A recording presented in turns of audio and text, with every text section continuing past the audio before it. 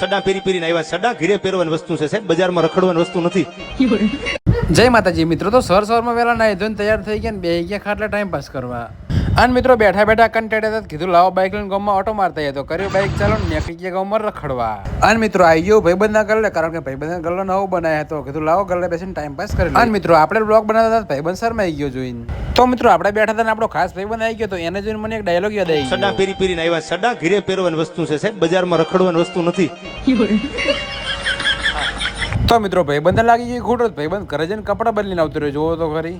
અને મિત્રો અમે ત્યાં ઉભા હતા ને ભાઈબંધ આવ્યો કે ચાલો નિશાળમાં ટાઈમ પાસ કરવા. અને મિત્રો આપણે ભાઈબંધને કહી દીધું કે આવું ખરી, પણ આગળ જઈને ઉભું રાખ, આગળ હું ચાલીને આવું, કારણ કે ગારો તો જો યાર. આહા. અને ફાઇનલી મિત્રો આપણે બાઇકમાં બેસી ગયા, નીકળી ગયા નિશાળ બાજુ, પોકી ગયા નિશાળના ગેટ ને આવી ગયા અંદર ને આજનું વાતાવરણ તો જો યાર. અને મિત્રો અહીંયા છોકરા ક્રિકેટ રમતા હતા ને મૂન વિપુલ ભાઈ ઉભા જોતા હતા સાઈડમાં. અને મિત્રો આપણે બેઠા હતા બીજા ભાઈબંધ આવે કે અમને લઈ લેજો બ્લોગમાં. તો મિત્રો આજનો બ્લોગ અહીંયા સુધી, અને મળીએ કાલ નવા બ્લોગમાં.